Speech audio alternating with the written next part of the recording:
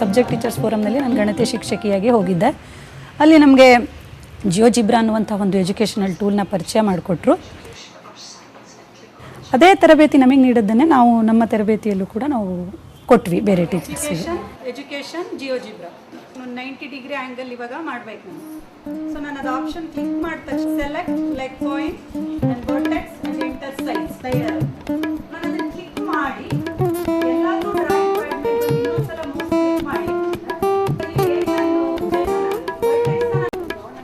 Geometry ಮತ್ತು ಆಲ್ಜಿಬ್ರಾವನ್ನು combine ಮಾಡುವಂಥದ್ದು. ಕೆಲವು ಸಲ ನಾವು ಕ್ಲಾಸ್ ರೂಮ್ನಲ್ಲಿ ಏನು ಮಾಡ್ತೀವಿ ಅಂದರೆ ಜಾಮಿಟ್ರಿನೇ ಬೇರೆ, ಆಲ್ಜಿಬ್ರಾನೇ ಬೇರೆ, ಅರ್ಥಮೆಟಿಕ್ಕೆ ಬೇರೆ.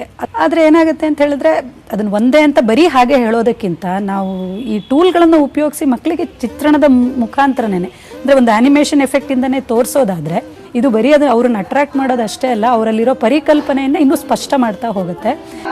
ತಂತ್ರಜ್ಞಾನ ನಾನು ಮೊದಲು STF ಟ್ರೈನಿಂಗ್ ಆಗೋದಕ್ಕಿಂತ ಮೊದಲು ತಂತ್ರಜ್ಞಾನ ಅಂತ ಹೇಳಿದರೆ ವೀಡಿಯೋಸ್ ತೋರಿಸೋದು, ಪ್ರೆಸೆಂಟೇಷನ್ ಮಾಡೋದು, ಸ್ಲೈಡ್ ಶೋ ತೋರಿಸೋದು ಅಷ್ಟೇ ಅಂತ ಅಂದ್ಕೊಂಡಿದ್ದೆ.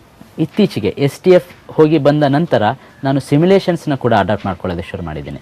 ಸಿಮ್ಯುಲೇಷನ್ಸ್ ಮತ್ತು ಟೆಕ್ನಾಲಜಿ ಯೂಸ್ ಮಾಡ್ಕೊಳ್ಳೋದ್ರಿಂದ ಖಂಡಿತ ಮಕ್ಕಳಲ್ಲಿ ಆಸಕ್ತಿ ಬರುತ್ತೆ. ನಿಜವಾಗ್ಲೂ ಅವರು ಮಾಡಿ ಕಲಿ ಅಂತ ಅನ್ನೋದಕ್ಕೆ ಹತ್ತತ್ರ ಹೋಗ್ತಾರೆ. ನಾನು ಮಾಡಿ ಕಲಿತಾರೆ ಅಂತ ಹೇಳೋಕ್ಕಲ್ಲ, ಹತ್ತತ್ರ ಹೋಗ್ತಾರೆ.